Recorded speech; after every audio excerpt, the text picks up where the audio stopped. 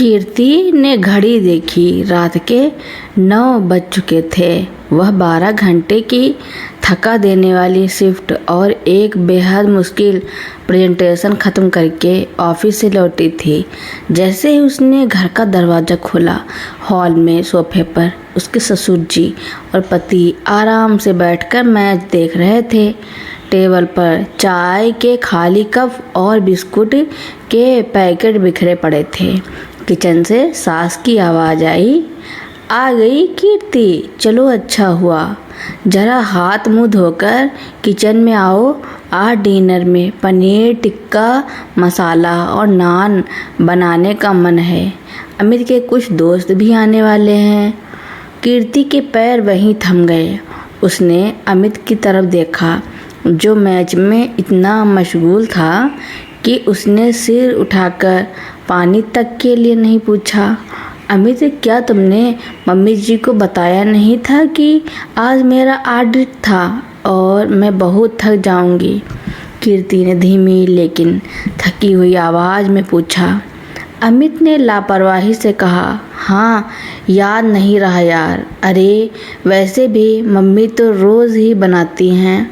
आज तुम्हारा मनपसंद पनीर बन रहा है तो थोड़ी मदद कर दो, इसमें इतना क्या सोचना। मंगला जी किचन से बाहर आते हुए बोली, अरे छोड़ो अमित, आजकल की लड़कियों को ज़रा सा काम कह दो तो उनका ऑडिट और ऑफिस आड़े आ जाता है। हमारी रीमा को देखो, ससुराल में दिन भर काम करती है और कभी उफ तक नहीं करती। कीर्ति ने गहरी सांस ली। वह रोज रोज के इन तानों से थक चुकी थी। उसने शांत रहकर कहा, मम्मी जी, रीमा दीदी होम मेकर हैं। वह अपनी मर्जी से घर संभालती हैं। मैं सुबह 7 बजे से रात 9 बजे तक बाहर काम करती हूँ। आज मेरी हिम्मत नहीं है। अमित, अगर तुम्हारे दोस्त आ रहे हैं तो तुम और मम्मी जी मिलकर तैयारी कर लीजिए, या फिर बाहर से ऑर्डर कर लो। या सुनते ही राकेश जी ने न्यूज़पेपर मेज़ पर पटका। क्या बदतमीजी है कीर्ति, इस घर में कभी बाहर का खाना नहीं आता और अमित किचन में जाएगा? मर्द है, वो दिन भर काम करके आया है। कीर्ति ने मुस्कुराते हुए कहा, पापा जी, दिन भर काम करके तो मैं भी आई हूँ। और जहाँ तक पैसे की बात है, इस घर की आधी EMI और राशन का खर्च मेरे ही अकाउंट से जाता है। अगर काम करने से कोई मर्द या औरत तय होता है तो फिर खर्च उठाने से क्या तय होता है? पूरे हॉल में सन्नाटा छा गया। अमित झेप गया और राकेश जी का चेहरा गुस्से से लाल हो गया। कीर्ति बिना कोई और बहस किए अपने कमरे में चली गई। उस रात अमित के दोस्त आए। मंगला जी ने अकेले खाना बनाया और पूरे घर में कीर्ति के घमंड की चर्चा होती रही। अगली सुबह रविवार था। अमूमन कीर्ति इस दिन देर तक सोती थी, लेकिन सुबह 7:30 बजे ही उसके कमरे का दरवाज़ा खटखटाया गया। बाहर मंगला जी खड़ी थी। कीर्ति, रीमा और उसके पति आ रहे हैं। रीमा की सास ने कहा है कि कीर्ति के हाथ का गाजर का हलवा बहुत मशहूर है, तो रीमा के पति के लिए हलवा और कचौड़ी बना दो। कीर्ति ने उठकर सीधे मंगला जी की आंखों में देखा। मम्मी जी, कल रात जो मैंने कहा, क्या उसका कोई मतलब नहीं था? मैं थकी हुई हूँ और गाजर का हलवा बनाने में 2 घंटे लगते हैं। रीमा दीदी आ रही है, वह खुद क्यों नहीं बना लेती? आखिर अपने पति की पसंद तो उन्हें पता होनी चाहिए। अमित भी नींद से जाग चुका था। वह तो नक्कर बोला, कीर्ति, तुम हर बात का बतंगड़ क्यों बनाती हो? मेरी बहन साल में 2 बार आती है, क्या तुम उसके लिए इतना भी नहीं कर सकती? तुम बहुत मतलबी होती जा रही हो। कीर्ति कमरे से बाहर आई। उसने अमित और अपनी सास को सामने खड़ा किया और बेहद सलीके से कहा, अमित मतलबी मैं नहीं, यह सोच है। जब रीमा दीदी अपने ससुराल में थक जाती है तो मम्मी जी रोती हैं कि मेरी बेटी को वहाँ बहुत काम करना पड़ता है, लेकिन जब मैं थक जाती हूँ तो मैं कामचोर और घमंडी हो जाती हूँ। अगर रीमा दीदी इस घर की बेटी हैं और मेहमान नहीं हैं तो उन्हें किचन में आकर अपनी माँ की मदद करनी चाहिए, और अगर वह मेहमान हैं तो मेहमान हुक्म नहीं चलाते। आज रसोई में खाना बनेगा, लेकिन मैं अकेले नहीं बनाऊंगी। अमित तुम कचौड़ी का आटा लगाओगे और मम्मी जी हलवा बनाएंगी। मैं सब्जी संभालूंगी। अगर यह मंजूर है तो ठीक, वरना आज किचन बंद रहेगा। मंगला जी हैरान रह गई। तुम मेरे बेटे से आटा गुथवाओगी? समाज क्या कहेगा? समाज यह भी देखता है मम्मी जी कि आपका बेटा अपनी पत्नी को मशीन समझता है या इंसान। जब पैसे कमाने की बारी आती है तो मैं इस घर का बेटा बन जाती हूँ, फिर काम की बारी आने पर मैं अकेली बहू क्यों बनूँ? कीर्ति ने दो टूक जवाब दिया। दोपहर को जब रीमा और उसके पति विवेक आए तो उन्होंने देखा कि अमित किचन में कचौड़ियाँ छान रहा था और कीर्ति डाइनिंग टेबल सेट कर रही थी। रीमा ने आते ही ताना मारा, अरे भाई, भाभी भाई से काम करवा रही है, हमारे यहाँ तो ऐसा नहीं होता। इससे पहले कि कीर्ति कुछ कहती, विवेक ने मुस्कुराते हुए कहा, रीमा इसमें गलत क्या है? अमित और कीर्ति जी दोनों वर्किंग हैं। अगर अमित अपनी पत्नी की मदद कर रहा है तो यह गर्व की बात है। मुझे तो खाना बनाना नहीं आता, लेकिन अमित को देखकर लगता है कि मुझे भी सीखना चाहिए। विवेक की बात सुनकर मंगला जी और राकेश जी के मुंह बंद हो गए। जो समाज का डर उन्हें सता रहा था, उसी समाज यानी दामाद ने अमित की तारीफ कर दी थी। उस दिन खाना सबने मिलकर खाया। कीर्ति ने ना तो कोई ड्रामा किया और ना ही अपने आंसू बहाए। उसने बस अपने आत्मसम्मान का एक ऐसा दायरा खींच दिया था जिसे लांघना अब किसी के लिए आसान नहीं था। शाम को जब सब चले गए तो अमित कीर्ति के पास आया। उसने धीरे से कहा, कीर्ति मुझे माफ़ करना, मुझे सच में कभी एहसास नहीं हुआ कि समानता सिर्फ पैसों में नहीं, जिम्मेदारियों में भी होनी चाहिए। कल से हम घर का काम आधा आधा बांटेंगे। मंगला जी भी पास ही खड़ी थी। उन्होंने कीर्ति के सिर पर हाथ रखा और कहा, बहू मुझे अपनी सोच बदलने में थोड़ा वक्त ज़रूर लगेगा, क्योंकि मैंने पूरी ज़िंदगी इसी ढर्रे पर गुजारी है। लेकिन आज तुमने मुझे सिखा दिया कि बहू भी किसी की बेटी होती है, उसका भी थकने का हक होता है। कीर्ति मुस्कुरा दी। उसने कोई जंग नहीं जीती थी, उसने बस अपने घर को एक ऐसा खूबसूरत कोना बनाया था जहां अब बहू एक सर्विस प्रोवाइडर नहीं बल्कि सम्मान की हकदार थी। उस रविवार की घटना को बीते कई महीने हो चुके थे। घर का माहौल पूरी तरह तो नहीं बदला था, लेकिन एक नई शुरुआत ज़रूर हो चुकी थी। अमित अब कभी कभार किचन में हाथ बटाने लगा था और मंगला जी भी कीर्ति के लेट आने पर तंज कसने के बजाय उसके लिए चाय का कप ढककर रखने लगी थी। लेकिन असली इम्तिहान अभी बाकी था। सालाना त्यौहार यानी दिवाली। दिवाली का मतलब था पूरे घर का कायाकल्प, ढेरों पकवान और मेहमानों का तांता। हर साल इस वक्त तक कीर्ति की हालत खराब हो जाती थी। ऑफिस का क्लोजिंग प्रेशर और घर की सफाई का अकेले जिम्मा उसे तोड़ कर रख देता था। इस बार भी जैसे ही अक्टूबर का महीना आया, मंगला जी ने सुबह सुबह एक लंबी लिस्ट कीर्ति के हाथ में थमा दी। कीर्ति, इस बार दिवाली पर रीमा के ससुराल वाले भी 2 दिन के लिए हमारे यहाँ रुकने आ रहे हैं। घर के जाले, पर्दे और इस बार तो सोफे के कवर भी बदलने हैं। और हाँ, मठरी और गुजिया इस बार बाजार से नहीं चलेंगी।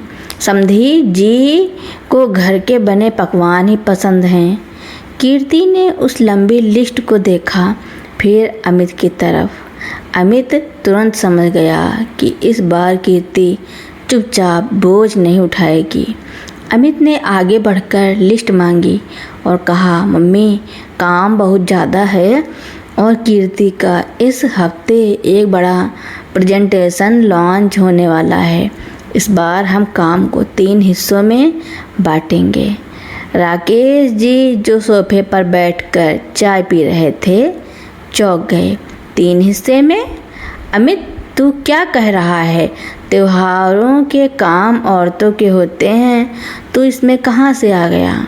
अमित ने मुस्कुराते हुए पिता के कंधे पर हाथ रखा। पापा, जब लक्ष्मी घर आती है तो उसका स्वागत पूरा घर मिलकर करता है, सिर्फ बहू नहीं। जाले हटाना और भारी पर्दे उतारना मेरा काम। डस्टिंग और पकवान की तैयारी मम्मी और कीर्ति मिलकर करेंगी। और हाँ, अगर काम ज़्यादा हुआ तो हम कुछ चीज़ें बाजार से भी मंगाएंगे। मंगला जी कुछ बोलना चाहते थे, लेकिन अमित के इस नए रूप को देखकर वो चुप रह गईं। दिवाली के एक दिन पहले रीमा अपने पति विवेक और सास ससुर के साथ घर पहुंची। घर पूरी तरह चमक रहा था। अमित ने अपने हिस्से की सफाई इतनी लगन से की थी कि राकेश जी भी चुपके से उसकी तारीफ कर रहे थे। हॉल में बैठते ही रीमा की सास ने चारों तरफ नज़र दौड़ाई। वो थोड़ी कड़क मिजाज की महिला मानी जाती थी। उन्होंने कहा, अरे वाह मंगला जी, घर तो बड़ा चमक रहा है। हमारी बहू रीमा तो कहती थी कि कीर्ति बहू को ऑफिस से फुर्सत ही नहीं मिलती, पर यहाँ तो सब चकाचक है। मंगला जी ने कीर्ति की तरफ देखा, जो किचन से शिकंजी के गिलास ट्रे में लेकर आ रही थी। मंगला जी ने गर्व से कहा, हाँ सुनीता जी, मेरी बहू दिन भर ऑफिस का काम भी संभालती है और घर भी। और इस बार तो मेरे बेटे अमित ने भी पूरा साथ दिया है। दोनों ने मिलकर घर चमकाया है। सुनीता जी के चेहरे पर एक अजीब सी सिकन आई। अरे, बेटे से काम करवाया? मंगला जी, हमारे यहाँ तो लड़के इन कामों में हाथ नहीं लगाते, मर्दों को शोभा नहीं देता। हॉल में एक पल के लिए सन्नाटा छा गया। कीर्ति ने ट्रे टेबल पर रखी और बहुत ही विनम्रता से सुनीता जी से कहा, आंटी जी, शोभा तो तब भी नहीं देता जब एक ही घर में रहने वाले 2 लोग काम करके थक जाए और तीसरा सिर्फ बैठकर तमाशा देखे। अमित इस घर के बेटे हैं। अगर वो अपने ही घर को साफ कर रहे हैं तो इसमें उनकी शोभा कम नहीं होती, बल्कि उनका बड़प्पन दिखता है। विवेक ने तुरंत कीर्ति की बात का समर्थन किया। मम्मी, कीर्ति भाभी बिल्कुल सही कह रही हैं। अगली बार हमारे घर की सफाई में भी मैं रीमा का साथ दूंगा। सुनीता जी ने मुस्कुराने की नाकाम कोशिश की और बात को वहीं दबा दिया। शाम को जब डिनर की तैयारी शुरू हुई तो रीमा रसोई के दरवाजे पर आकर खड़ी हो गई। उसने देखा कि कीर्ति पनीर की सब्ज़ी बना रही थी और अमित रायते के लिए बूंदी भिगो रहा था। रीमा ने चुटकी लेते हुए कहा, भाभी आपने तो भाई को पूरी तरह बदल दिया है। हमारे घर में तो मम्मी जी मुझे पानी का गिलास भी विवेक को देने नहीं देती। कहती हैं कि पति की सेवा ही पत्नी का धर्म है। कीर्ति ने गैस बंद की, रीमा के पास आई और उसका हाथ पकड़कर कहा, रीमा, पति की सेवा करना या पत्नी का ख्याल रखना ये प्यार से होता है, किसी धर्म या ज़बरदस्ती के नियम से नहीं। तुम वहाँ चुपचाप सहती हो, इसलिए वो इसे तुम्हारा कर्तव्य मानती हैं। जिस दिन तुम प्यार से लेकिन दृढ़ता के साथ अपने अधिकारों के लिए खड़ी होगी, विवेक भी तुम्हारा साथ देगा। देखो, आज विवेक ने अपनी माँ के सामने मेरा साथ दिया ना, क्योंकि वो सही और गलत का अंतर समझता है। रीमा कुछ सोचने लगी। उसे समझ आ रहा था कि उसकी भाभी कोई झगड़ालू औरत नहीं है, बल्कि वो एक ऐसी समझदार महिला है जो रिश्तों में बराबरी का संतुलन बनाना जानती है। दिवाली की रात पूरा परिवार नए कपड़ों में सज धज कर पूजा के लिए बैठा। राकेश जी ने इस बार पूजा की थाली सीधे कीर्ति के हाथ में दी। कीर्ति, आज लक्ष्मी का स्वागत तुम करो।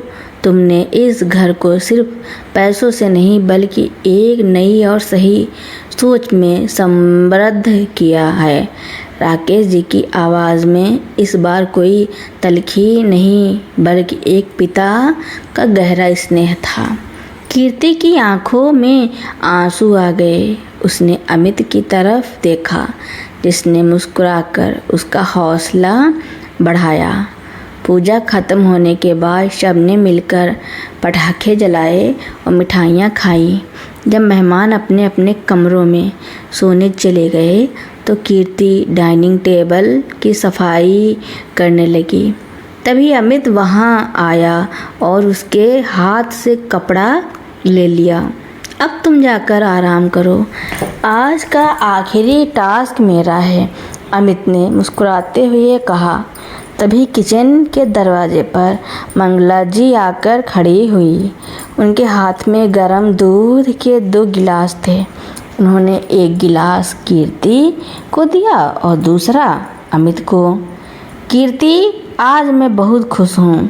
तुम्हारी वजह से आज मुझे समझ आया कि एक माँ होने का मतलब सिर्फ बेटी की फिक्र करना नहीं बल्कि बहू को भी बेटी जैसा आदर देना है। मुझे बदलने के लिए शुक्रिया, मंगला जी ने भावुक होकर कहा। कीर्ति ने मंगला जी को गले लगा लिया। खिड़की से बाहर दिवाली के दियों की रोशनी चारों तरफ फैली हुई थी, लेकिन कीर्ति को लग रहा था कि असली रोशनी तो उसके घर के भीतर की उस सोच में आई थी जिसने 4 दीवारों के इस मकान को वाकई एक सच्चा और खूबसूरत घर बना दिया था। तो दोस्तों, मेरी कहानी सुनने के लिए आपका बहुत बहुत धन्यवाद। ऐसी ही नई नई कहानियाँ सुनने के लिए मेरे चैनल को लाइक, कमेंट, शेयर, सब्सक्राइब एवं बेल आइकन का बटन दबाना ना भूलना, ताकि मेरी नई नई कहानियाँ आप लोगों तक पहले ही पहुँचती रहें। धन्यवाद।